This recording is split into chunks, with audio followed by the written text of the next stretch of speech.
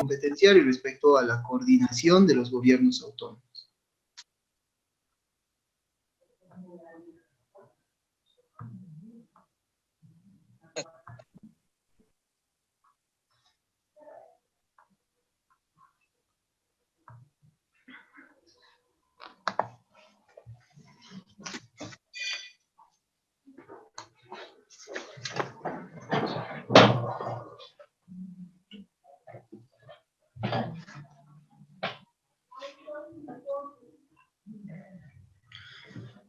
En primer lugar, lo que vamos a ver es un poquito un breve repaso respecto al régimen económico financiero del Estado, antes de iniciar el régimen económico financiero respecto a la coordinación.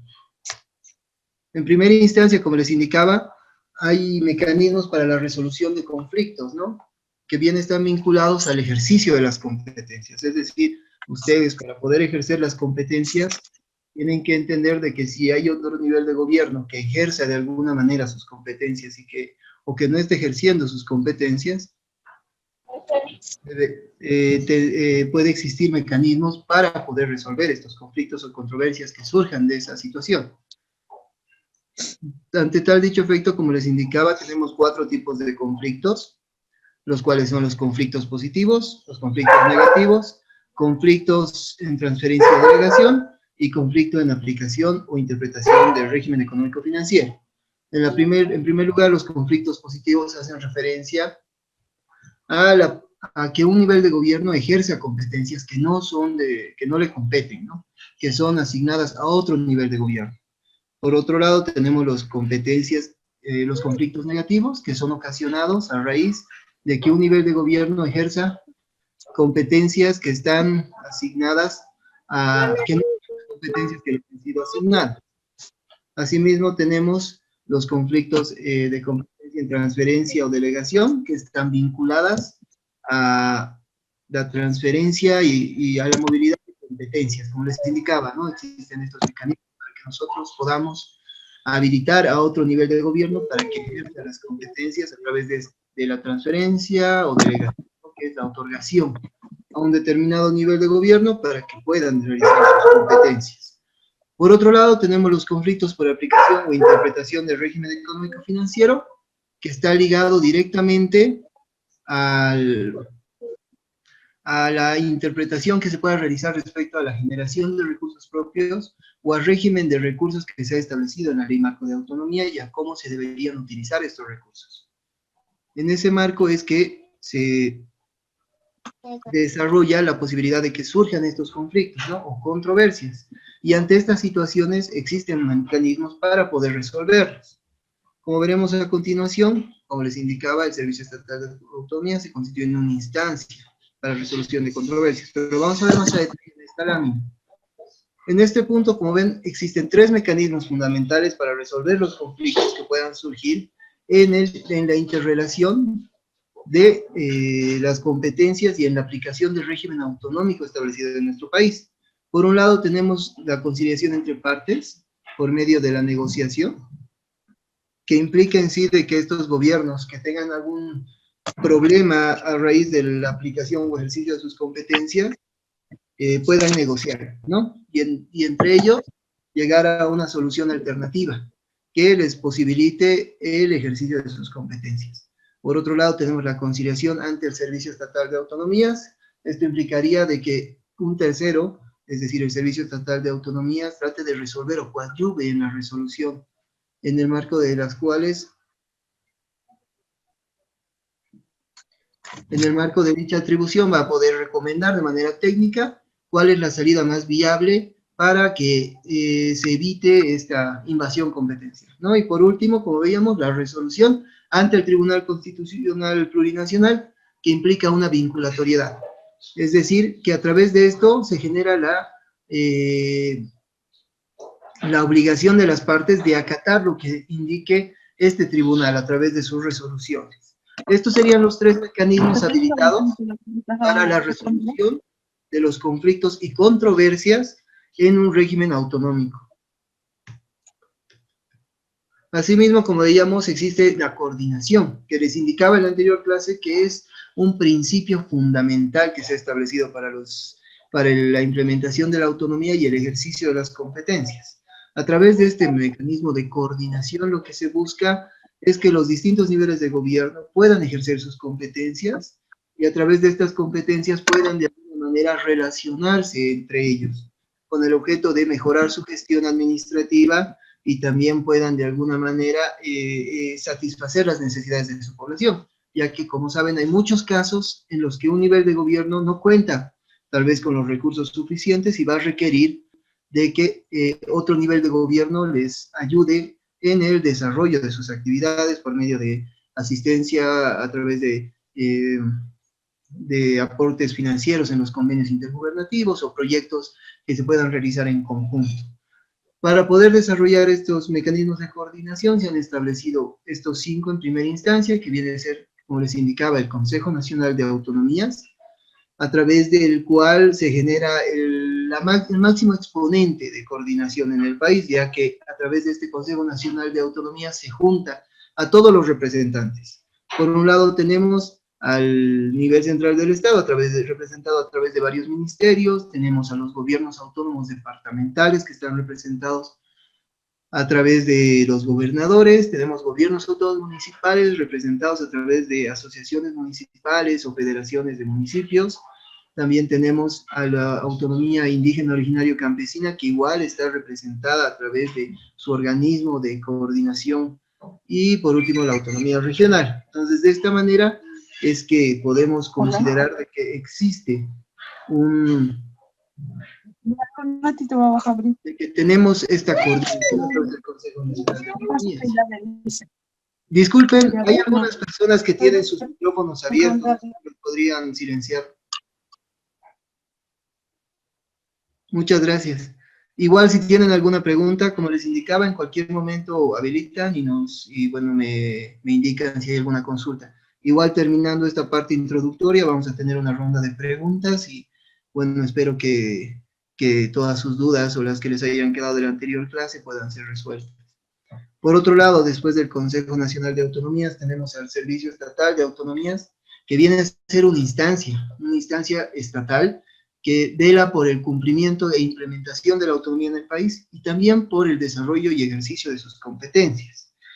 Este Servicio Estatal de Autonomías lo que busca es fortalecer a las autonomías en general y además servir de un mecanismo de negociación y a la vez de conciliación, porque se constituyen una parte esencial para el desarrollo y para la resolución de conflictos o controversias que vayan a surgir. Por otro lado, tenemos la planificación, que quiere decir que el Estado tiene mecanismos para armonizar las políticas públicas, tanto en el marco sectorial, es decir, a través de los ministerios de Estado, que se van a ir generando ciertas políticas multidisciplinarias, y también para desarrollar lineamientos generales para planificar en los distintos departamentos. Entonces, lo que va a hacer la planificación es armonizar, como dice, ¿no? La palabra, armonizar las políticas que se vayan a desarrollar tanto en el nivel central del Estado como en los distintos niveles subnacionales. Por otro lado, tenemos los consejos de coordinación sectorial, que vienen a ser como el Consejo Nacional de Autonomías, que van a definir también políticas. Sin embargo, estas políticas están ligadas a un sector específico, es decir, puede generarse un consejo de coordinación sectorial en agua, y es decir, en el sector de agua se va a ver cuáles son las medidas más adecuadas para coordinar la prestación de servicios, para coordinar el tema de manejo de aguas residuales y otros aspectos, ¿no? Entonces, por eso es tan importante generar estos consejos de coordinación con el objeto de que no se tripliquen o dupliquen las responsabilidades y las tareas que realicen los distintos niveles de gobierno, porque como ustedes saben, hay niveles de gobierno que realizan una actividad como por ejemplo la reforestación. Sin embargo, también existen municipios que han aplicado su política principal o su plan operativo anual a esa reforestación. Entonces ahí habría una duplicidad, pudiendo alguna de las partes aprovechar esos recursos de una mejor manera e invertir en otro sector que lo requiera también.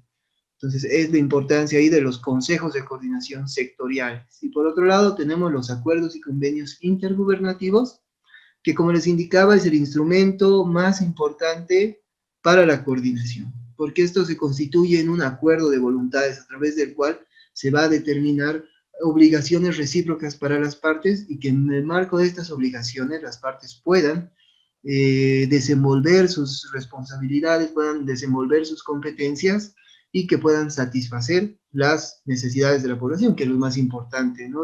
Que es la tarea más vital y más importante que tienen los distintos niveles de gobierno. Como les indicaba respecto a este mecanismo que viene a ser los acuerdos intergubernativos, solamente proceden cuando existe un acuerdo de voluntades, es decir, si las partes están de acuerdo en suscribir este convenio intergubernativo, recién se podría suscribir. No se le puede imponer, el nivel central no podría imponer esta práctica a los niveles subnacionales ni a la inversa, ¿no? Ni los niveles subnacionales pueden imponer la suscripción de un convenio al nivel central del Estado o entre niveles de gobierno. Es por eso que es tan relevante la autonomía de la voluntad, es decir, que las partes intervinientes definan qué es lo que quieren realizar y cómo lo van a realizar.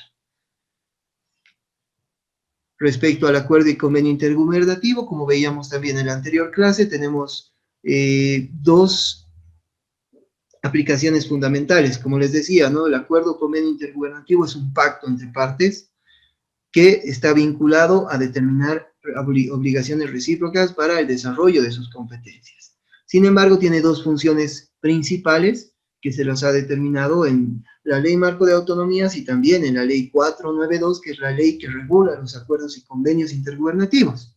En esta parte veremos que los ejercicios de coordinación, el ejercicio coordinado de competencias para las competencias como ven, exclusivas, concurrentes y compartidas es una de las tareas fundamentales y funciones fundamentales del convenio intergubernativo. Y por otro, la implementación conjunta para el desarrollo de planes, programas y proyectos. Como les indicaba, por un lado tenemos el ejercicio coordinado, es decir, tenemos 2 o 3 niveles de gobierno que quieren desarrollar una actividad específica en distintas jurisdicciones, entonces van a coordinar para que no haya alguna duplicidad o haya algún problema en el desarrollo de esas actividades.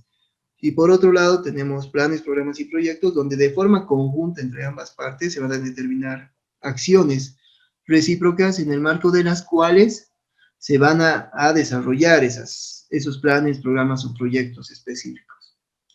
En el caso de las competencias privativas sí existe una posibilidad, pero simplemente para la transferencia de recursos.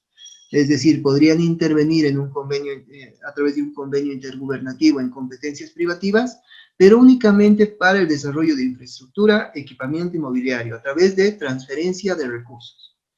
Y esto obviamente para el desarrollo de planes, programas y proyectos, pero en el marco de esta transferencia de recursos. No está habilitado a que se pueda facilitar la ejecución de un proyecto a los gobiernos subnacionales. Ellos solo podrían dar un aporte económico o material para el desarrollo de estas competencias. Como les indicaba, también tenemos de que los acuerdos o convenios intergubernativos pueden ser suscritos, en el caso del nivel central, por los ministros y ministras, hablando de ministerios, y para el caso de instituciones descentralizadas, autárquicas o empresas públicas, viene a ser su máxima autoridad ejecutiva. Y en el caso de los gobiernos autónomos, igualmente su máxima autoridad ejecutiva, que va a ser el gobernador en los departamentos, el alcalde en los municipios, el ejecutivo regional en el caso de la región del Chaco, y la máxima autoridad determinada por cada estatuto de los gobiernos autónomos indígena, originario, campesino.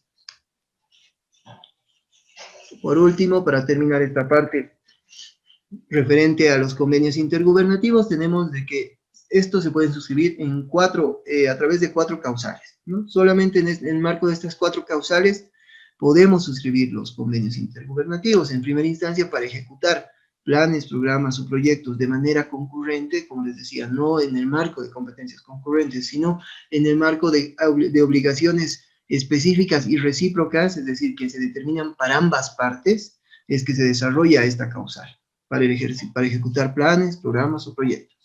Por otro lado, tenemos la posibilidad de firmar o suscribir convenios intergubernativos para transferir recursos o bienes en el marco de la coordinación de sus competencias, es decir, para mejorar el ejercicio de esa competencia, lo que podemos hacer es transferir recursos o transferir bienes específicos para que se puedan implementar ciertos proyectos específicos. En este caso, como les decía, solamente se podría transferir bienes o recursos. No está vinculado a la ejecución del proyecto como tal, sino simplemente a financiar parte del mismo. Por otro lado, tenemos la delegación de competencias, que también se hace a través de un acuerdo intergubernativo, en el marco del cual lo que vamos a hacer es es determinar responsabilidades para el desarrollo a largo plazo o a mediano plazo de competencias. Es decir, lo que se va a hacer es definir que un nivel de gobierno está habilitado para ejercer la reglamentación o ejecución de una competencia exclusiva que ha sido asignada a un determinado gobierno. Entonces, este gobierno titular determina que este otro nivel de gobierno va a poder desarrollar actividades en el marco de la reglamentación y ejecución, que no necesariamente está ligado a un plan, programa o proyecto, sino es una aplicación más general en lo que corresponda realizar sin tener un límite de planes, programas y proyectos, siendo esa la diferencia entre la causal número 1 y la causal número 3. Y por último tenemos la la suscripción de acuerdos o convenios intergubernativos para la conciliación de conflictos de competencia. A través de esta conciliación de conflictos competenciales, lo que se hace es suscribir un convenio. Una vez que se ha resuelto el conflicto, para llegar a una solución, las partes se ponen de acuerdo y establecen sus obligaciones en un convenio intergubernativo. Y a través de este convenio intergubernativo, lo que van a hacer es establecer cómo es que van a dejar de invadir, si va a ser gradual o de alguna manera van a poderse a coordinar el ejercicio de esas competencias. También es importante, algo que no habíamos terminado de ver en la clase anterior, más que todo por el tiempo, fue respecto a cómo entran en vigencia estos acuerdos o convenios intergubernativos. En primera instancia, los convenios intergubernativos entran en vigencia una vez que son suscritos, ¿no? En el caso de los gobiernos autónomos, deberán ser suscritos y a la vez ratificados, es decir, tener una suerte de aprobación, pero por parte de los órganos legislativos, es decir, la Asamblea Legislativa Departamental o el Consejo Municipal tienen la obligación de ratificarlos una vez suscritos. En el caso del nivel central del Estado no requieren esta ratificación, a la sola suscripción por parte del órgano ejecutivo ya estaría vigente este convenio intergubernativo. Existe una excepción para esta ratificación que les indicaba de los gobiernos autónomos, es decir, que solo entraría en vigencia este convenio intergubernativo sin necesidad de ratificación cuando el monto del proyecto sea menor a 1 millón de bolivianos. En ese caso no requeriría una ratificación por parte del órgano legislativo. Y por otro lado, también podría realizarse cuando sea un plan, programa o proyecto, pero enmarcado en una competencia concurrente que haya de alguna manera asignado ya las responsabilidades a los distintos niveles de gobierno. Es decir, que lo que trate de hacer ese convenio sea coordinar el ejercicio de las responsabilidades atribuidas en el marco de una competencia concurrente. En ese caso, en esos dos casos, no se requiere de una ratificación. Y por otro lado, tenemos también que hay la posibilidad de suscribir adendas. Como todo contrato o convenio, existe la posibilidad de modificar. En el caso de los convenios intergubernativos no es la excepción, por lo tanto igual podría hacerse la modificación a través de la suscripción de adendas, que igualmente tienen que seguir la misma formalidad de la suscripción de un convenio intergubernativo, es decir, tiene que haber una negociación entre las partes y las partes tienen que determinar cuáles van a ser las nuevas obligaciones y qué es lo que se está modificando. No puede existir una imposición. Y en ese marco hay que considerar si esta modificación, digamos, implica los recursos que se habían determinado para desarrollar un plan, programa o proyecto, y si estos recursos al modificar el convenio ya sobrepasa el 1 millón de bolivianos, que como veíamos antes no era necesaria su ratificación, si es que con la adenda sobrepasan, ya se requeriría su ratificación. Entonces hay que tomar en cuenta eso al momento de elaborar o desarrollar convenios intergubernativos. Ahora vamos a entrar a lo que les decía, esta semana se van a trabajar lo que es el régimen económico financiero y vamos a ver específicamente la ley 154 y cuáles son los tipos de tributos que han sido asignados a los distintos niveles de gobierno. Pero antes de entrar a esta parte quisiera solicitarles a ustedes si tienen alguna consulta, por favor.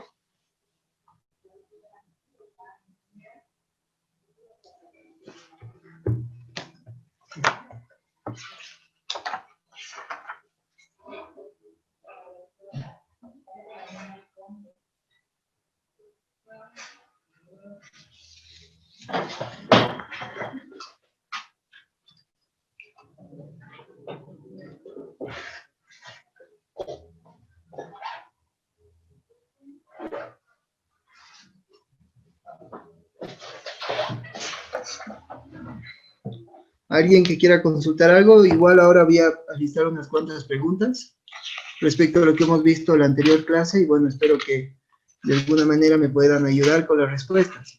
Igualmente, estoy tomando en cuenta las participaciones con el objeto de que si les hiciera falta algunos puntos para mejorar su nota, también sean considerados en la nota final. Entonces sí es valioso y sí tiene rédito que puedan participar en estas clases, ¿no? Mientras más activa sea su participación, van a poder sumar más puntos que se les van a otorgar al final de las actividades. Doctor, buenas noches. Buenas noches. Doctor, una consulta. Hay una diferencia, digamos, entre los términos acuerdo y convenio intergubernativo, doctor. ¿Quién habla? Perdón. Williams, doctor. ¿Cómo estás, William? Un gusto. Si no, no veía cómo. Bueno, en este caso, te cuento, sí hay una diferencia respecto a acuerdo y convenio intergubernativo en la doctrina, ya que consideramos de que un acuerdo viene a ser algo no tan formal como un convenio, porque puede ser cualquier actividad que realizamos, hasta el comercio informal, el ir a la tienda y poder comprar alguna cuestión. Y un bolígrafo. En sí, cualquier actividad que se realice en el comercio informal o en cualquier otra puede ser considerado un acuerdo. Y un convenio, en este caso, se distingue un poco por la formalidad, es decir, la suscripción de ciertos documentos que implican una cantidad de formalidad adicional. Sin embargo, esto no ha sido determinado no ha sido definido por la misma normativa. Más bien la normativa lo que hace es verlo como sinónimo. No señala si es que el acuerdo va a tener este significado que les decía un poco más informal y el convenio va a tener otro significado, sino maneja como si fueran dos sinónimos de lo que se pretende hacer, como les indicaba, la coordinación entre niveles de gobierno. Y bueno, por esa razón es que indistintamente van a ver que se manejan los términos de acuerdos o convenios intergubernativos, sin necesidad de que de alguna manera esto genere algún perjuicio, ¿no? Al momento de suscribir algún documento. Puede ser de que un nivel de gobierno trate de realizar alguna actividad o trate de realizar el ejercicio coordinado de alguna competencia y suscribe un acuerdo intergubernativo. No sería ningún impedimento. Y si otro suscribe un convenio intergubernativo, tampoco. Como les digo, solamente es un tema de denominaciones que la ley los ha visto como sinónimos, entonces no hay problema y bueno, en Bolivia, en el caso boliviano, no habría ningún tipo de diferencia entre un acuerdo o convenio intergubernativo. No sé si alguien más tiene alguna pregunta. Gracias, doctor. No, a ti las gracias.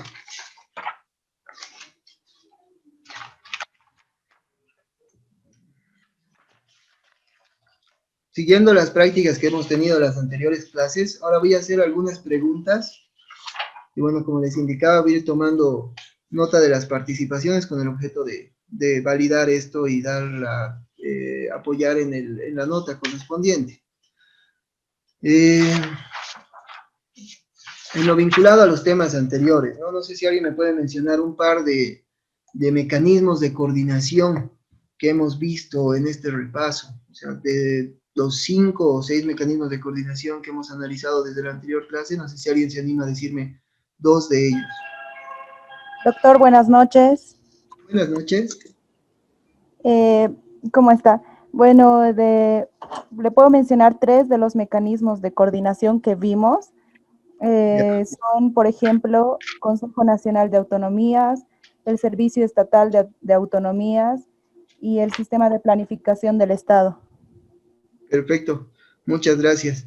A usted, doctor. No sé si alguien se anima a decir alguno más. Sí, buenas noches, doctor. Sería los consejos de coordinación sectorial.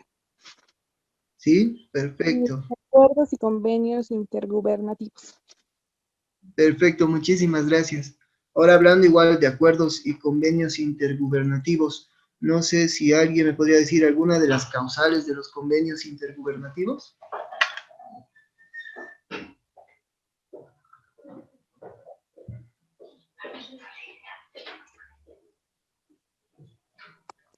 Doctor, buenas noches. Muy buenas noches. Sería ejecutar planes, proyectos de manera... Y el otro sería transferir recursos o bienes, delegar competencias y conciliación de conflicto de competencias. Perfecto. Sí, esas son todas las causales, las 4 causales para la suscripción de acuerdos y convenios intergubernativos. Muy buena participación, gracias. Gracias a usted. Luego viendo igual un poquito para recordar esto que les indicaba que era muy importante y que, bueno, espero que se les haya quedado. No sé si alguien recuerda cuáles son los tipos de competencia.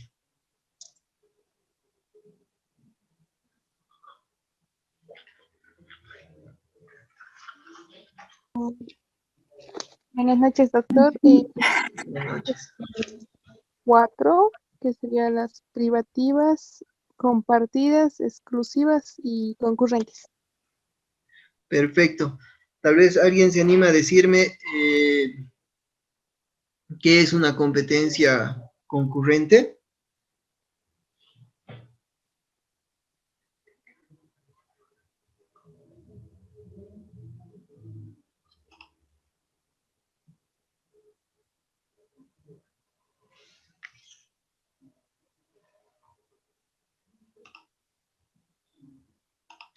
Ya en este punto, solamente para recordar. Buenas noches, doctor. Buenas noches. Sí, en la competencia concurrente, la facultad legislativa es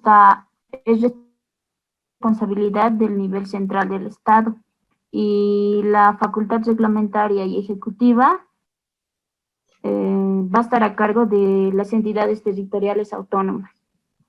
Está muy bien, muchísimas gracias, es correcto. Bueno, antes de pasar Gracias a igual... usted, doctor. No, gracias. Antes de pasar a la siguiente parte de la materia, no sé si alguien se anima igual a responder respecto a cuáles son los tipos de movilidad competencial. Sabemos que son 2, pero ¿cuáles serían estos 2? Doctor, buenas noches. Transferencia y delegación. Perfecto, transferencia y delegación. Sí, muchísimas gracias. La verdad, hoy día me gusta mucho, están participando bastante. Igual esto va, como les decía, va a tener un valor adicional. Ahora sí, para poder avanzar un poco más, porque nos falta algo de materia y bueno, tenemos solamente 3 días más, y sí quiero que conozcan muy bien lo que es el régimen económico financiero y lo que es el régimen autonómico. Al parecer ya lo están entendiendo muy bien, eso me gusta mucho. El examen va a estar enfocado en 2 partes. El examen final, a una parte que va a ser lo que hemos visto la anterior semana, y la otra parte va a estar vinculada a estas lecciones que vamos a ver desde ahora, respecto al régimen económico financiero de los gobiernos autónomos, es decir, cómo pueden ellos financiar sus competencias, y por otro lado, vamos a ver el régimen tributario también, ¿no? Vinculado a qué actividades tributarias pueden desarrollar, y por último ver cuáles son los tipos de impuestos que puede crear cada nivel de gobierno. En este punto, respecto al régimen económico financiero, lo que vamos a ver, esto está un poquito, ahí está, es que la Ley Marco de Autonomía, a partir de su artículo 101, determina cómo se va a desarrollar este régimen económico financiero. En primer lugar, lo que hace es determinar un conjunto de principios y disposiciones legales que van a posibilitar la administración de recursos y el ejercicio de competencias. Es decir, en un concepto súper fácil para que ustedes recuerden, y bueno, lo más sencillo posible, lo que es el régimen económico financiero en el marco de la Ley 031, es decir, la Ley Marco de Autonomías y Descentralización, es el conjunto de principios y disposiciones legales para la administración de recursos de las entidades territoriales autónomas que posibiliten el ejercicio de sus competencias, ¿no? Entonces, eso es lo que quiere decir régimen económico financiero. A través de estos principios, a través de ciertos lineamientos generales, se viabiliza que se administren mejor estos recursos de las zetas, ¿no? Y a través de una mejor administración de estos recursos, puede implementarse su autonomía a través del desarrollo de sus competencias, o que puedan ejercer estas competencias, ¿no? Como ven en la gráfica, que va a estar vinculado a la salud, a vivienda, educación, a todos los sectores. Por otro lado, como les indicaba en la anterior diapositiva, estos conjuntos de principios y disposiciones legales también se expresan a través de lineamientos que han sido establecidos por la Ley Marco de Autonomías. Estos lineamientos que podemos empezar viendo son 5. Es decir, que para poder los gobiernos autónomos desarrollar sus actividades tienen que considerar que tienen que ser sostenibles financieramente, es decir, si quieren desarrollar un plan, un programa o un proyecto específico, tienen que valorar la sostenibilidad financiera. Lo mismo se va a presentar para el desarrollo de un tributo, ya sea una tasa, una patente, una contribución especial o un impuesto. A través de la sostenibilidad financiera, ellos tienen que ver de que este tributo sea sostenible en el tiempo financieramente. Por otro lado, vamos a ver de que existe la coordinación y lealtad institucional, ¿no? A través de esta coordinación y lealtad institucional, lo que se busca es de que se trate de mejorar la utilización de los recursos, como les decía, a través de la coordinación por una parte, es decir, de que se busquen aliados estratégicos que también quieran invertir para que, bueno, si el municipio iba a hacer una inversión del 100% en la construcción de un centro educativo o de una unidad educativa, lo que van a hacer a través de la coordinación es mejorar, es permitir que otro nivel de gobierno también pueda participar en el desarrollo de esa actividad, en la construcción de una unidad educativa, y por lo tanto, del 100% que estaba planeando gastar un gobierno autónomo municipal en esta actividad, puede ser que gaste menos, un 50%, entonces el otro 50% ya lo puede destinar a otras competencias. Y la lealtad institucional va vinculado más que todo a que si sabemos que otra entidad está desarrollando la construcción de una unidad educativa, no vamos a hacer lo mismo al lado, es decir, tenemos que ser leales con esa otra institución y en vez de tratar de realizar primero la misma actividad o tratar de utilizar recursos o duplicar este tipo de recursos, tratar de coordinar y ser leales con esa otra institución. Es decir, no tratar de actuar de mala fe, sino siempre en el marco de la coordinación. Por otro lado, tenemos la autonomía económica y financiera. Como les indicaba, esto ya es una base fundamental de la autonomía. La autonomía económica y financiera implica que los gobiernos autónomos van a poder generar sus propios recursos. Es decir, van a poder establecer mecanismos adicionales para mejorar sus finanzas. Ya sea a través de la coordinación, como veíamos anteriormente, son libres de poder coordinar cómo van a utilizar sus recursos, o a través de mecanismos de coordinación institucional. Estos mecanismos de coordinación institucional les van a mejorar la posibilidad y de hacer un mejor gasto público, ¿no? Por otro lado, tenemos la asignación de recursos suficientes. Es decir, si se quiere desarrollar una competencia como el recojo de basura, tienen que asignar los recursos que sean necesarios, porque puede ser de que se regule que se va a recoger la basura todos los días. Sin embargo, por la jurisdicción, el tamaño de la jurisdicción de la ciudad, no se va a poder realizar esa actividad a diario. Entonces se tendría que considerar de que la actividad no se va a realizar todos los días, sino día por medio. Y de esa manera determinar de que existan los recursos suficientes para poder desarrollar esa competencia específica. Y es por eso vital que considere este lineamiento para la generación de recursos propios. Y por otro lado, la equidad con solidaridad. Esto quiere decir de lo que se va a buscar a través de la generación de recursos y la utilización de nuestros recursos, es de que se dé a las personas lo que les corresponde, es decir, de una manera equitativa y además solidaria, se busque la posibilidad de que toda la población esté satisfecha en sus necesidades. Primero sus necesidades más básicas, ¿no? Como servicios básicos y otros, y luego ya ir pasando a necesidades un poco más complejas, como ahora se ha estado viendo el tema de los municipios que generan otro tipo de servicios a la población, ¿no? A través de la interoperabilidad en el tema de gobierno electrónico. Es decir, vamos a tratar de abrir el espacio a que a través de la equidad todos puedan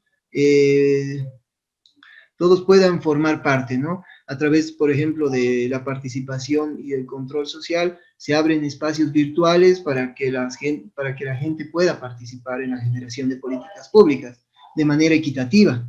Entonces, es por eso que se tienen que considerar estos lineamientos principales para que puedan desarrollarse las competencias de los distintos niveles de gobierno. No se olviden, sostenibilidad financiera, coordinación y lealtad institucional, autonomía económica y financiera, que viene a ser lo que les decía, ¿no? La posibilidad de administrar sus recursos y de generar recursos, asignación de recursos suficientes y la equidad con solidaridad.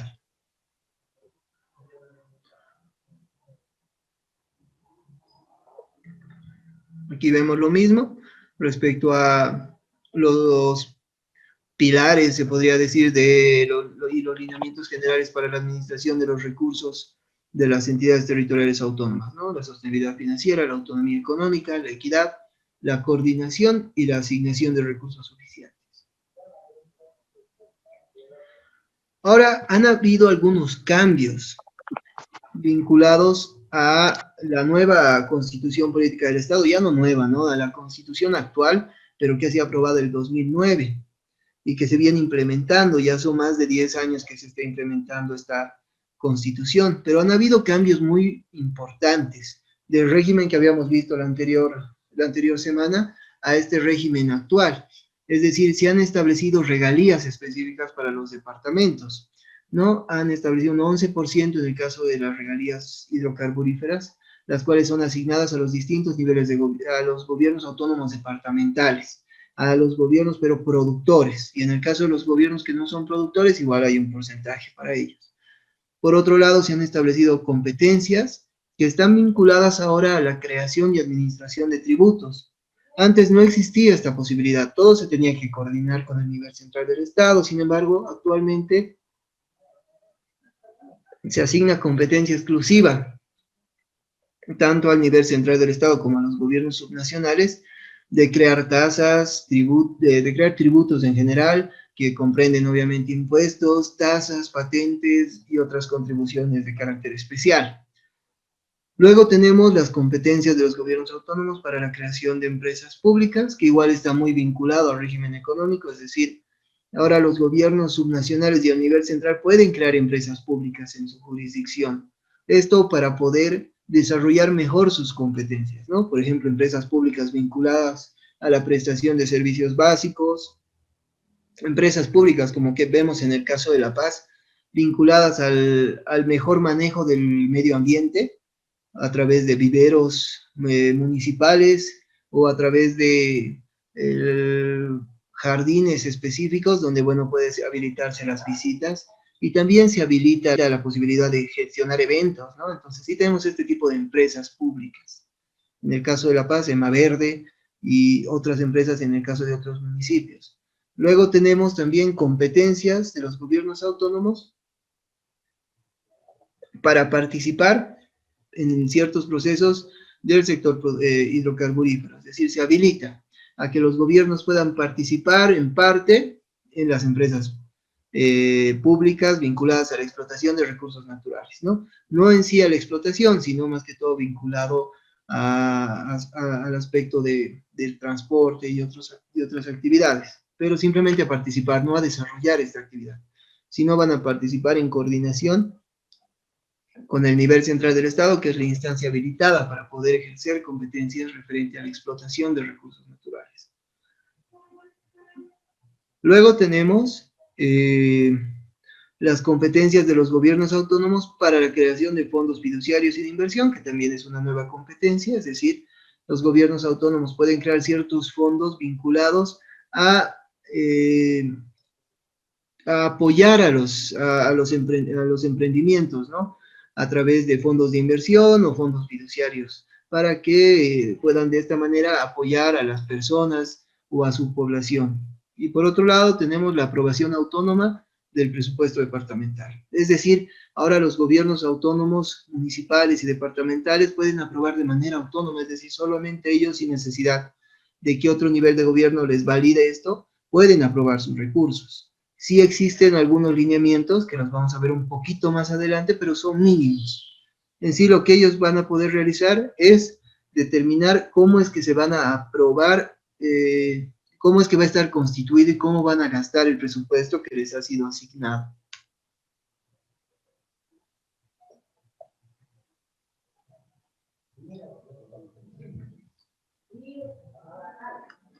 Luego tenemos, para ver un poco más, los recursos públicos. En sí, los recursos públicos son los ingresos percibidos por el Estado, ya sea a nivel central del Estado o gobiernos autónomos, que están vinculados a financiar el desarrollo de sus funciones, ¿no? Esto está vinculado, como ven acá, al gasto corriente, a través del pago de sueldos y salarios en sí al personal, y por otro lado, el gasto de inversión, que va a estar desarrollado ya más enfocado a la inversión que se realice para el desarrollo de sus competencias, como ser vinculadas a infraestructura, a prestación de servicios básicos.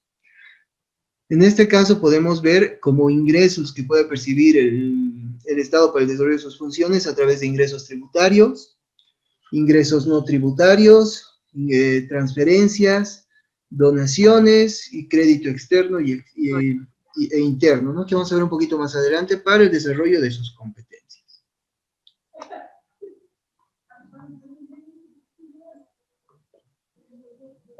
Como les decía, en el marco de los tipos de recursos públicos, ingresos no tributarios, tributarios, transferencias, donaciones, los primeros que vamos a ver son los ingresos tributarios. En los ingresos tributarios encontramos principalmente 4 tipos de tributos. Por un lado, los impuestos, que son ingresos que se gravan a las rentas, utilidades y otros. Están vinculados a un hecho generador específico en base a la clasificación realizada por la Ley 154. Por otro lado, tenemos las tasas municipales o tasas que vayan a ser generadas por los distintos niveles de gobierno. En sí, estas tasas son generadas por los ingresos, por una prestación específica de un servicio.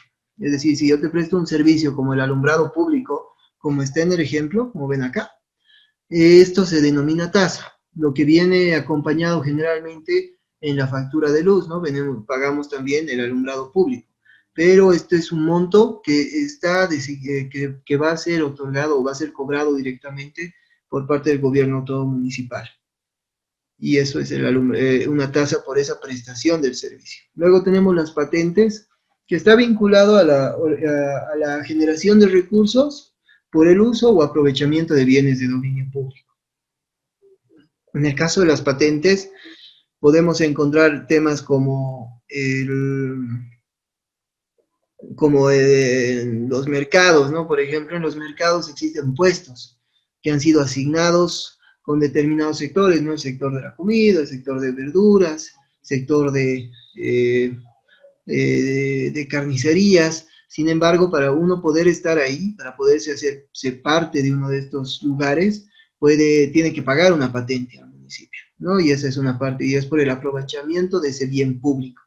Lo mismo se da en caso de ferias dominicales, donde, bueno, por el centaje, es decir, una persona que se está sentando en la acera, le van a cobrar una patente. Entonces, esta es la manera de que se están realizando los cobros para estas personas que están ocupando ese espacio público. Y por otro lado, las contribuciones especiales, que pueden ser aportes específicos en dinero, o pueden estar vinculados a aportes en especie, o de trabajo, es decir, en dinero, que podemos financiar una determinada actividad. Generalmente está vinculado a obras públicas comunitarias, es decir, de que se determine el empedrado público de mi calle. Ese empedrado se va a hacer con el dinero de algunos contribuyentes que no tienen tiempo para poder brindar mano de obra o de trabajo, y otros que tal vez tengan piedra, entonces van a dar algunos aportes en dinero, otros van a dar aporte en especie, y los que no tengan ni el dinero ni el aporte en especie, entonces pueden prestar trabajo. Entonces a eso se van las contribuciones especiales.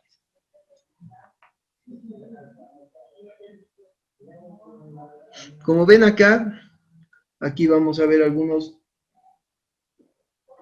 impuestos de dominio municipal. En el caso de los impuestos de dominio de dominio municipal, solamente para ver ejemplos, porque luego vamos a profundizar mucho más. Lo que tenemos son los impuestos vinculados a la propiedad de bienes inmuebles urbanos y rurales, excepto, por ejemplo, la propiedad agraria, comunitaria o colectiva, que eso está vinculado necesariamente al uso de suelos rural, que es, bueno, competencia del nivel central del Estado. Por eso es que el municipio no puede cobrar impuestos sobre la propiedad agraria, pero sí sobre la propiedad urbana. Por otro lado, tenemos la propiedad de vehículos automotores. Como ustedes saben, los gobiernos autónomos municipales son los que cobran el impuesto a la propiedad de vehículos automotores terrestres, que hay una diferencia con el caso de los vehículos automotores aéreos y acuáticos, que está vinculado a la competencia de los gobiernos autónomos departamentales. Por otro lado, también tenemos que los gobiernos autónomos municipales pueden cobrar impuestos vinculados a la transferencia onerosa de bienes inmuebles y de vehículos automotores. Una es la propiedad de bienes y otra es la transferencia onerosa de estos bienes inmuebles y muebles. Luego tenemos el consumo específico sobre la chicha de maíz y la afectación del medio ambiente por vehículos automotores. Esto tiene que quedar claro, ¿no? Porque hay igual, estas competencias que han sido asignadas al municipio están muy ligadas a las del departamento. Por ejemplo, eso vamos a ver mañana. Si bien el gobierno autónomo municipal puede cobrar por la propiedad de vehículos automotores, el departamento cobra por la propiedad de vehículos aéreos y acuáticos. Por otro lado, el municipio cobra por la transferencia onerosa y el departamento cobra por la transferencia gratuita. Y en el caso de afectación del medio ambiente, el municipio va a cobrar específicamente por el daño que generen los vehículos automotores, y por otro lado lo que van a hacer los gobiernos autónomos departamentales es cobrar por la afectación del medio ambiente, pero más vinculado a la industria o al comercio, no así a los vehículos automotores. Luego tenemos las tasas. Como les decía, las tasas es un tributo que está vinculado al pago por la prestación de un servicio. Y para eso podemos dividir en distinto tipo de tasas. 3 tasas por específico, en el marco de los distintos servicios que se prestan. Por un lado tenemos las tasas por servicios públicos, es decir, estos servicios públicos pueden ser aseo urbano, alumbrado público, mantenimiento de cementerios y crematorios, terminales de buses, alcantarillado sanitario, agua potable. Es decir, por estos servicios públicos, lo que hace los niveles de gobierno es cobrar un monto específico, ¿no? Por la prestación de ese servicio público. También tenemos servicios técnicos. Como ustedes saben, existen los gobiernos autónomos municipales donde por la aprobación de un plano de urbanización, la remodelación, por la construcción de una vivienda, cobran una determinada tasa. Sin embargo, esta tasa está vinculada no ya a la prestación de un servicio público, sino a la prestación de un servicio técnico, es decir, a través de profesionales que están vinculados a la rama de la arquitectura o de la construcción. Lo que van a hacer es aprobar esos planos y ver si están adecuados a los lineamientos que han establecido o que ha establecido el gobierno autónomo municipal. Por otro lado, tenemos las tasas por servicios administrativos, que ya están vinculados a otro tipo de servicios, ¿no? Porque ustedes saben, igual, si quieren sacar un certificado de nacimiento o quieren sacar un certificado de matrimonio, lo que necesitan es ir a buscar estas certificaciones a la institución específica. Y ellos tienen que justificar este cobro, y por lo tanto este cobro viene a ser por servicios administrativos que se están prestando. Es decir, la autorización de construcción, las certificaciones, como decía, certificado de nacimiento, sacar un duplicado o una copia del certificado de matrimonio, o las legalizaciones, ¿no? Sacar copias legalizadas para que de alguna manera esto tenga mayor validez para hacer otro tipo de trámites. Entonces, para eso se generan tasas por servicios administrativos. Esos serían los 3 tipos de tasas fundamentales, ¿no? Que se encuentran dentro de la generación de tributos. Tasas por servicios públicos, por servicios técnicos y por servicios administrativos. Luego tenemos las patentes. Igual las patentes se pueden clasificar en 4 tipos fundamentalmente. Las patentes vinculadas al funcionamiento, patentes de funcionamiento, que vienen a ser autorizaciones o permisos anuales, que se conceden para el funcionamiento del comercio, la industria y servicios en general. Por ejemplo, ustedes saben que existen solicitudes de autorización para la apertura de tiendas específicas o supermercados, mini markets. Entonces, para eso se paga una patente anual, para que pueda desarrollar esa actividad específica, ¿no? O ese permiso específico para el desarrollo y para la venta, ¿no? De un almacén, como les decía, ¿no? Hasta de una licorería. Por otro lado, tenemos las patentes vinculadas a la publicidad o propaganda pública. Como ustedes saben, en toda la ciudad vemos carteles o las paredes pintadas, que están vinculadas al negocio, es decir, puede ser el anuncio del negocio respecto a el nombre del almacén, puede estar vinculado a un cartel grande de alguna empresa de comida. Tantas empresas de comida vemos que existen, entonces por la publicidad que ellos ponen, por los carteles que ellos están utilizando, tienen que pagar una patente, ¿no? Esta patente les va a posibilitar a que ellos puedan hacer uso de la propaganda pública o del espacio público para publicitar sus servicios. Luego también tenemos los espectáculos y recreaciones públicas. En el marco de estos espectáculos o recreaciones públicas, lo que se puede hacer es la posibilidad de solicitar un permiso vinculado a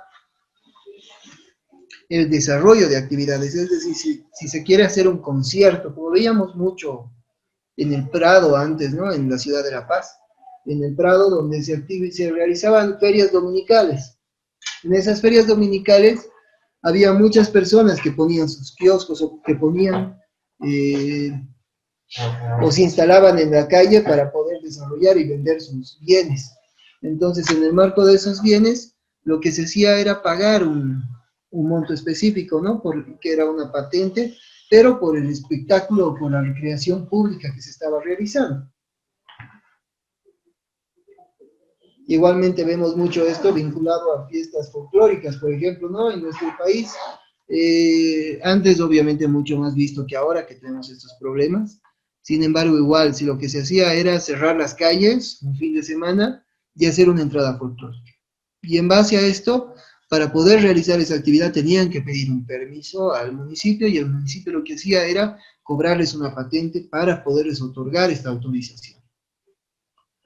Y también podemos vincular el cobro de patentes a la extracción de áridos y agregados para la construcción. Esto está vinculado específicamente a los gobiernos autónomos municipales que tienen esa competencia, es decir, por extraer rocas y cascajo de los ríos, es que se cobra un porcentaje de patente a los gobiernos autónomos municipales. Y en base a esa patente es que les habilitan o viabilizan a que estos otros niveles de gobierno puedan explotar estos recursos económicos.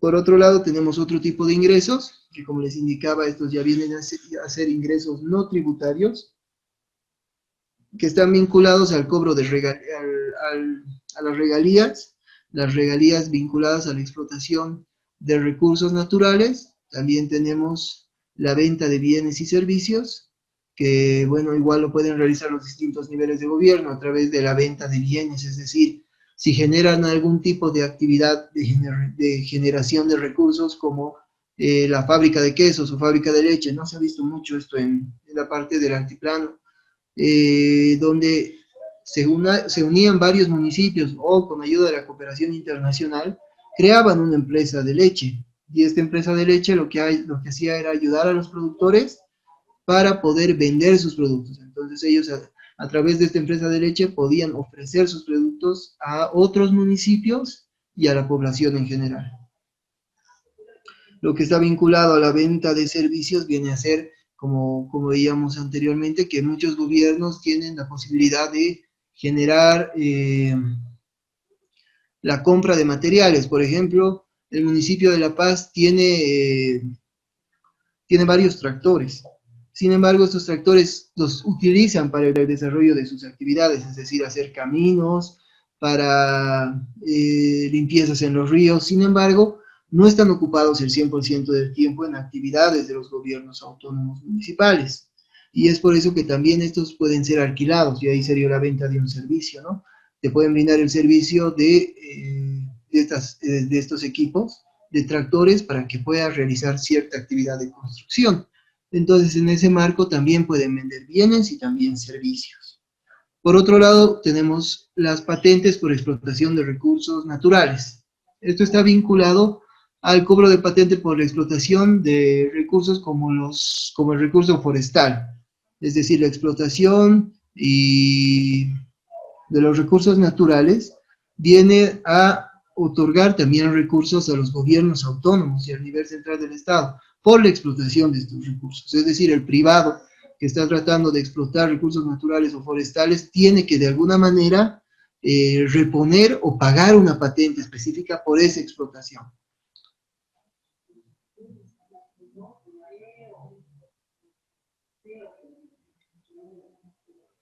A continuación, como ven, tenemos otro tipo de ingresos, pero esto a raíz de transferencias.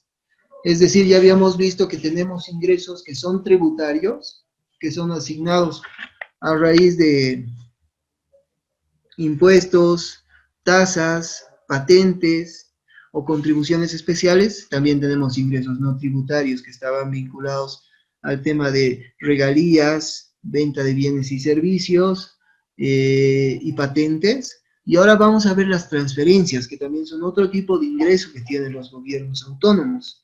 En este marco tenemos a la coparticipación tributaria, que es la recaudación de impuestos que realiza el nivel central, a través del IVA y otros impuestos. En el marco de esos impuestos lo que hace es asignar un porcentaje a los distintos niveles de gobierno. Como ven, en la gráfica, ahí tenemos que el nivel central, a través del Tesoro General de la Nación, tiene un 75%, luego asigna un 5% a las universidades públicas autónomas, que vienen a ser, por ejemplo, la UNSA, San Simón, otras universidades departamentales. Luego, a los gobiernos autónomos municipales les asigna un 20%. Por otro lado, tenemos el impuesto directo a los hidrocarburos, o el IDH. En este caso, lo que se percibe de la explotación de hidrocarburos en nuestro país, paga un impuesto directo a los hidrocarburos, que viene a ser un 32%, que se lo reparte en distintas proporciones, ¿no? Y esto está asignado tanto al gobierno autónomo departamental, municipal y también a las universidades. Por otro lado, tenemos los impuestos especiales a los hidrocarburos y sus derivados, que igual tiene un porcentaje específico que se va a asignar a los distintos niveles de gobierno. Luego tenemos los fondos de compensación. Estos fondos de compensación están vinculados a los gobiernos autónomos departamentales que perciben un monto menor al promedio de los departamentos por habitante. Entonces, lo que se va a hacer es, de alguna manera, compensar estos ingresos, ¿no? Si bien existen departamentos que tienen menos población, pero porque tienen recursos naturales, reciben una buena cantidad de recursos, lo que se va a hacer es tratar de compensar a los otros departamentos que no cuentan con explotación de minerales en su jurisdicción. Luego tenemos la transferencia de recursos, pero vinculada a una transferencia o delegación de competencias. Como les decía, existe la posibilidad de transferir o delegar nuestras competencias como mecanismos de movilidad competencial, pero para eso tenemos que pensar de que se va a tener que delegar, que se va a tener que establecer cuál es el presupuesto específico para realizar esa actividad. Es decir, si yo de alguna manera le delego la competencia de otorgar personalidades jurídicas a los gobiernos autónomos municipales, yo tengo que ver de que para esa delegación él tenga los recursos suficientes. Y si no tiene los recursos suficientes, le tendría que asignar recursos, transferir recursos específicos. Es por eso que también podría ser una cuenta de ingreso esta transferencia a raíz de la delegación o transferencia de competencias. Por último, tenemos los créditos y las donaciones. En este caso, lo que vamos a ver es que se puede generar créditos externos e internos a través de compromisos de deuda que están sujetos a la normativa del nivel central del Estado. Es decir, lo que se hace es gestionar. Los gobiernos autónomos van a gestionar la suscripción de ciertos convenios por parte del nivel central del Estado para que ellos puedan adquirir recursos a raíz de préstamo, de créditos, ya sean externos con instancias de cooperación internacional o créditos internos con bancos nacionales, ¿no? Entonces, en base a eso es que se pueden gestionar estos créditos. Y por otro lado, tenemos las donaciones, que vienen a ser recursos financieros en especie o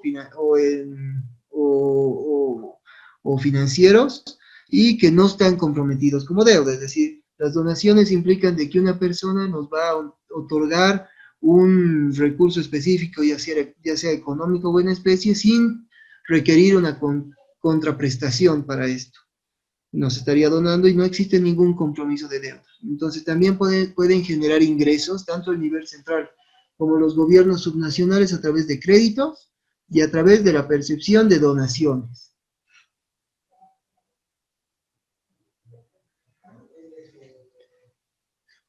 Aquí lo que vemos son las fuentes de financiamiento de los distintos niveles de gobierno. En el caso de los gobiernos autónomos departamentales, tenemos regalías hidrocarburíferas, tenemos regalías forestales, es decir, la regalía quiere decir el pago por la explotación de recursos naturales.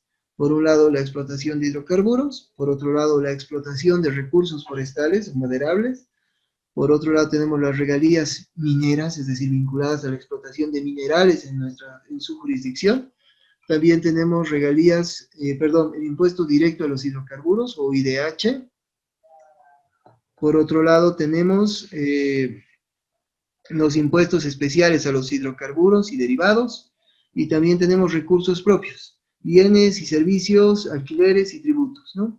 Es la venta de bienes y servicios, como veíamos, ¿no? Los gobiernos autónomos departamentales también pueden adquirir vender sus bienes y servicios para poder generar mayores ingresos. El fondo de compensación y los créditos donaciones, entre otros.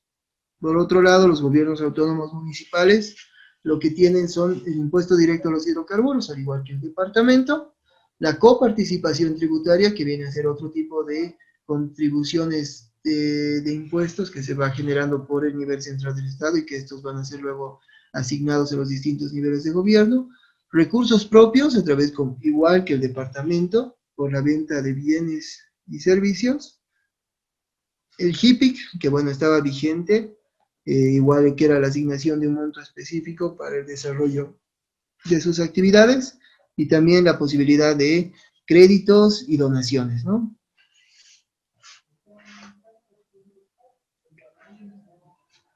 Luego tenemos, como ven a continuación, que se ha determinado límites de gastos a los distintos niveles de gobierno.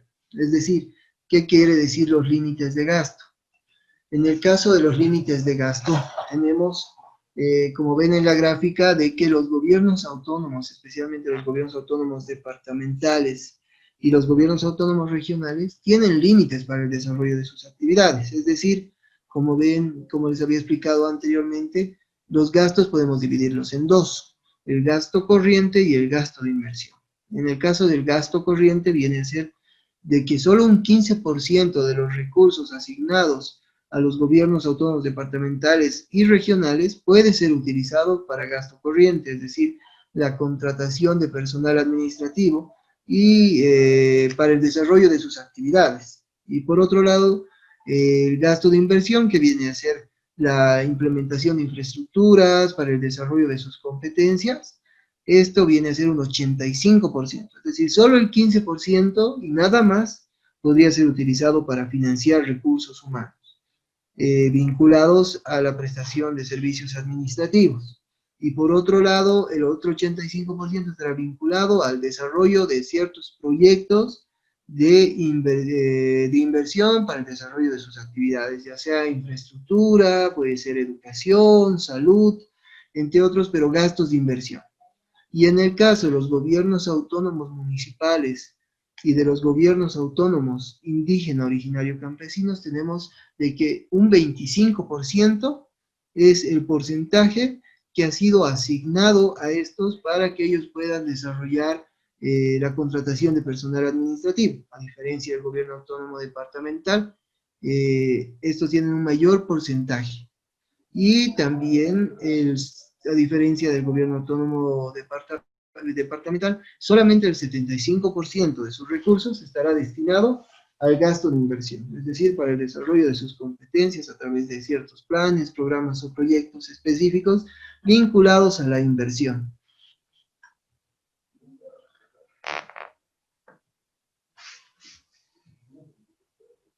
En este punto ahora, antes de ingresar a esta parte, que ya para poder cerrar lo que hemos visto, quisiera llamar lista, y por favor estén atentos. Ya es la segunda semana, ha habido una asistencia muy buena de la mayoría de los alumnos y por ende quisiera saber quiénes están participando el día de hoy. Vamos a empezar en orden alfabético. Erika Aruquipa. Buenas noches, doctor, presente. Muchas gracias. Karen Cayagua. Buenas noches, doctor, presente. Muchas gracias. Williams Choque. Presente, doctor. Gracias. Carmen Condori. Presente, doctor, buenas noches. Buenas noches. Susana Noemí Coromi. Presente, doctor, buenas noches. Buenas noches. Juan Pablo Guzmán. Gladys Laura. Buenas noches, doctor, presente. Gracias, buenas noches. Vilma Meguillanes. Buenas noches, doctor, presente. Buenas noches. Vanessa Mostajo. Buenas noches, doctor, presente. Buenas noches, gracias.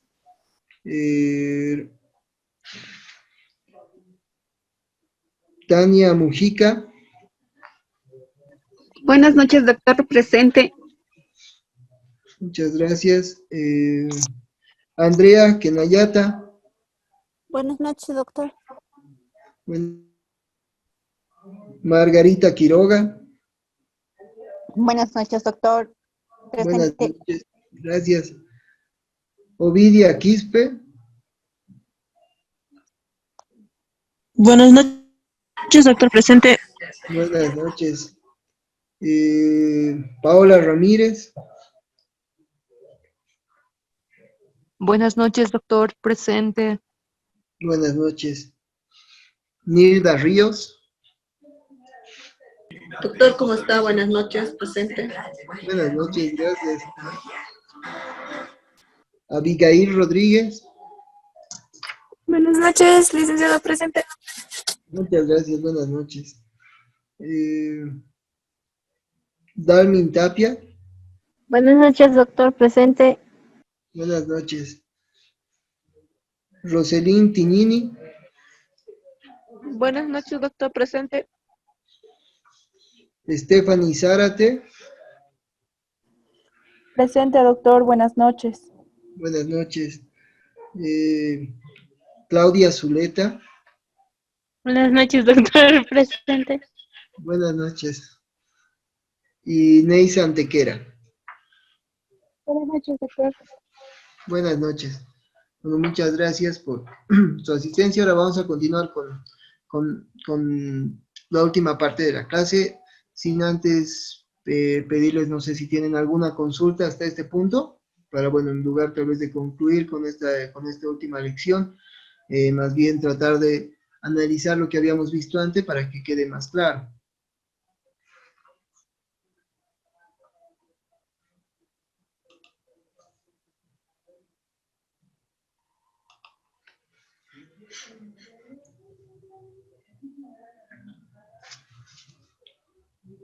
Bueno, entonces respecto a este punto, este es un tema bastante corto, está vinculado a la administración de los recursos y ejecución de gastos de los gobiernos autónomos. Respecto a esto, como veíamos anteriormente, se ha asignado recursos específicos a los distintos niveles de gobierno, ¿no? Que estaban vinculados a los recursos por ingresos tributarios, que hacen referencia a impuestos, tasas, patentes, contribuciones especiales, al ingreso por recursos no tributarios, que estaban vinculados a patentes por la explotación de recursos naturales, ¿no? Que no se confundan con las anteriores, regalías. También estamos vinculando a las transferencias, a las donaciones y a los créditos internos y externos. Por otro lado, estos recursos, y la venta de bienes y servicios, estos recursos que son generados por los gobiernos autónomos o que han sido asignados a los gobiernos autónomos, tienen que ser administrados y ejecutados por estos. Y para eso se determinan ciertos mecanismos para la administración y ejecución de gastos de los gobiernos autónomos, que son los que vamos a ver a continuación. En el caso de los gobiernos autónomos se determina, ¿no?, por la Ley Marco de Autonomías que se debería generar una tesorería, o de ellos deberían administrar una tesorería, a través de la cual se debería establecer una estructura organizacional para el manejo de las cuentas de los gobiernos autónomos. Es decir, los gobiernos autónomos del mismo modo tienen que constituir para la administración de sus recursos, como veíamos, las cuentas corrientes fiscales, tanto que se encarguen de recaudar dinero, es decir, por el pago de impuestos, tasas, patentes, como también de pagar ciertas deudas o pagar ciertas contribuciones específicas. Entonces van a generar la apertura de cuentas corrientes fiscales, tanto recaudadoras como pagadoras. Y también van a tener la posibilidad de la contratación y el servicio de deuda pública, es decir, contraer deuda pública con el objeto de que de esta manera puedan administrar sus recursos. No debemos olvidar de ninguna manera de que esta administración de recursos está muy ligada a los lineamientos específicos que han sido determinados para el desarrollo de sus actividades. Al hablar de los lineamientos, como veíamos antes, están vinculados a la equidad con solidaridad, a los lineamientos vinculados a la sostenibilidad financiera. Entonces, todos estos lineamientos que habíamos visto anteriormente tienen que ser muy valorados y considerados al momento de la administración de sus recursos. Por otro lado, tenemos el presupuesto. Como ustedes saben, para poder desarrollar sus actividades, se les asigna un determinado presupuesto. Este presupuesto institucional específico está vinculado al desarrollo de ciertas acciones. Por ejemplo, a la salud, que a través de la salud lo que se puede hacer es la contratación de ítems, puede ser también la compra de medicamentos, el establecer mecanismos para el equipamiento, para el pago de servicios básicos de estos hospitales. Por otro lado, también va a estar vinculado este presupuesto al pago de sueldos y salarios, como veíamos antes con esos límites. Es decir, los sueldos y salarios van a estar vinculados en un 15%, en el caso de los departamentos, no pueden ir más allá del gasto corriente, y por otro lado, el gasto corriente para los municipios va a ser del 25%, ¿no?, vinculado a este pago de bienes, de sueldos y salarios. Por otro lado, tenemos el gasto vinculado, las acciones vinculadas a la educación, en el marco de las cuales se va a financiar el desarrollo, en el caso de los municipios, de unidades educativas de primaria y secundaria, y en el caso del departamento, vinculados a los institutos técnicos y tecnológicos. Y también va a estar vinculado a la prestación de servicios básicos, y también al pago de estos servicios. Para poder realizar estas actividades, nosotros tenemos que considerar lo que veíamos entre los mecanismos de coordinación, la planificación.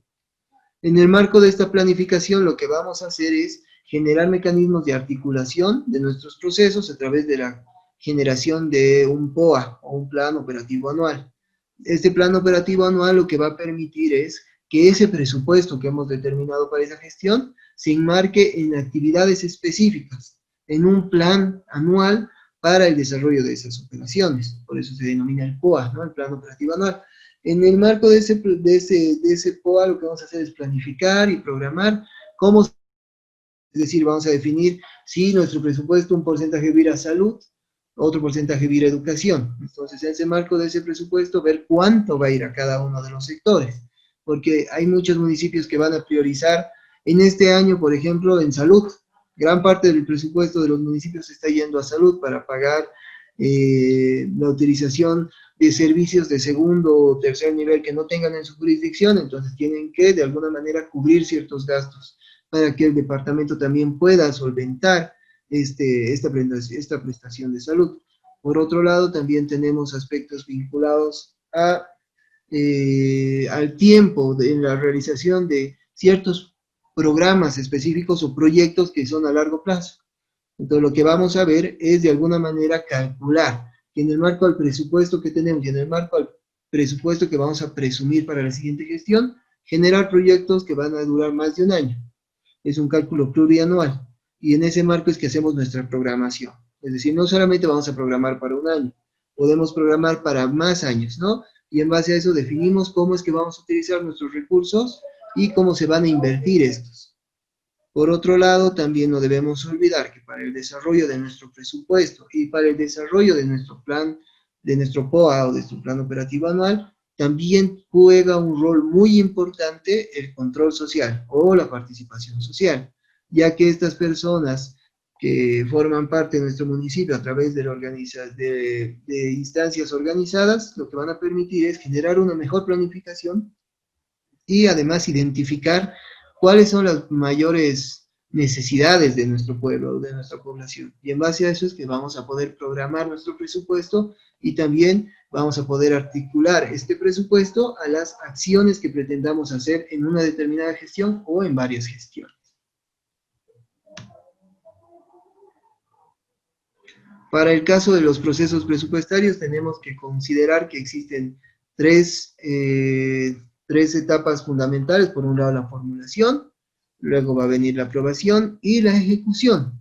En primera instancia, respecto a la formulación, tenemos que la instancia encargada de esto va a ser el órgano ejecutivo, que va a hacer la estimación específica vinculada a cuánto es lo que tenemos de recursos y cuántos van a ser los gastos.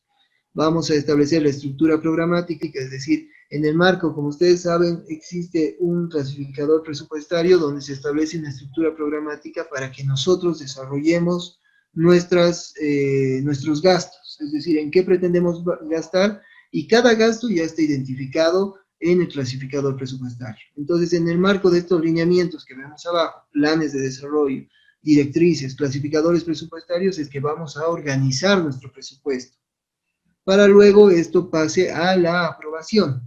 Una vez se tiene elaborado el presupuesto para la gestión, este va a ser aprobado por el órgano legislativo, es decir, en el caso del municipio, por el Consejo Municipal, en el caso del departamento, por parte de la Asamblea Legislativa Departamental. Entonces, esta instancia aprueba aprueba ese presupuesto y luego se remite esto al Ministerio de Economía y Finanzas Públicas. Una vez que se ha remitido esto al Ministerio de Economía y Finanzas Públicas, ya se cumplen las formalidades de rigor. Lo que hace el Ministerio de Economía y Finanzas Públicas verifica que no haya un problema respecto a la utilización de las partidas, y esto ya puede ser sujeto a ejecución. Y el que se va a encargar de ejecutar, como veíamos antes, ¿no?, para el ejercicio de las competencias, es el órgano ejecutivo, porque ellos tienen la facultad ejecutiva como tal. En el marco de esa facultad van a ser los que se van a encargar de ejecutar el presupuesto conforme a lo que han formulado a un inicio y ha sido aprobado, para luego generar ciertos reportes, es decir, no se acaba ahí el trabajo, ¿no? Una vez que se esté ejecutando, de manera periódica vamos a tener que reportar al Ministerio de Economía y Finanzas Públicas. Y también ellos van a poder hacer un seguimiento de los proyectos y de las actividades que realizamos a través del SIGEP o el SISIN, que son sistemas específicos generados por el Ministerio de Economía y el Ministerio de Planificación del Desarrollo para hacer seguimiento a los gastos. Y luego tenemos la condicionalidad en el uso de ciertos recursos, ¿no? Y es ahí donde, como les decía, si bien puedes formular tu presupuesto, tú tienes que considerar de que el presupuesto que estás formulando, solo un porcentaje, el 25% en el caso de los municipios, de estar vinculado al gasto corriente, y en el caso de los departamentos, el 15% de tus recursos o de tu presupuesto puede ir vinculado al gasto corriente, y lo demás va a ir a gasto de inversión. Esto ya es una tabla que les va a ser muy útil a ustedes. No lo voy a desarrollar en este momento porque lo vamos a ir más adelante, y estos ya son los recursos condicionados. Como les decía anteriormente, si bien los gobiernos autónomos, municipales o departamentales tienen recursos que les han sido asignados, que pueden manejar de manera autónoma, hay ciertas condicionalidades del gasto, es decir, que se condiciona el gasto en aspecto a, como ven, coparticipación tributaria, en el caso de los gobiernos autónomos municipales, por ejemplo, existe un condicionamiento del 15.5%, del 3% en desarrollo productivo, luego tenemos en el caso del gobierno autónomo departamental del impuesto a la explotación de recursos de hidrocarburos y derivados, el 15%, igual como veíamos, está condicionado al funcionamiento y el 85% al gasto de inversión, y esta tablita ya la van a poder ver a detalle, ¿no? Es más para, bueno, si tienen mayor curiosidad, ustedes ya la van a ir viendo, la van desagregando, y bueno, es bastante útil si es que trabajan en un gobierno autónomo municipal, o quisieran trabajar en un gobierno autónomo municipal, con el objeto de considerar de que si tienen un 100% de recursos, todos estos recursos no pueden ser utilizados como quieran, digamos, tienen que considerar que hay algunas actividades que condicionan estos recursos. No sé si tuvieran alguna consulta hasta este momento respecto a todo lo que hemos visto.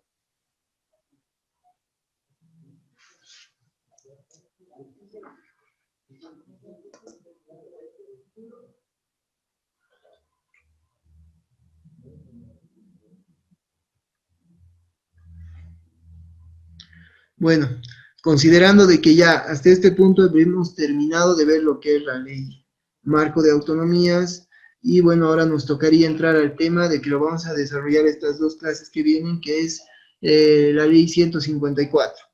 La ley 154, como ustedes bien saben, está vinculado a la clasificación de impuestos. Entonces, vamos a hacer un poco de énfasis, porque lo que quisiera que se grabe en estas clases, más de saber qué es lo que dice la ley 154, es que se vamos a entender por un régimen tributario en sí. El régimen tributario vinculado, pero no al nivel central, sino a los gobiernos autónomos departamentales y gobiernos autónomos municipales. Porque como ustedes saben, a partir de del 2009 se ha generado esta asignación de competencias para la creación de tributos, y lo que vamos a ver es cómo deberían ellos crear estos tributos, ya sean tasas, patentes, contribuciones especiales o impuestos, y a la vez cuáles son los impuestos que han sido asignados a los distintos niveles de gobierno, departamental, municipal, nivel central. Y con este objeto es de que ustedes también al final de la clase, el día viernes, podamos conocer por lo menos cuáles son los elementos mínimos que tienen que considerar al momento de crear un tributo, y que ustedes sean capaces, además, de, en caso de que requieran o de que puedan trabajar en un gobierno autónomo, municipal o departamental, crear un tributo. Puedan crear una tasa, puedan crear una patente, puedan crear un impuesto. Y en base a eso, ustedes puedan definir ciertas características o componentes específicos como hecho generador, sujeto pasivo, sujeto activo.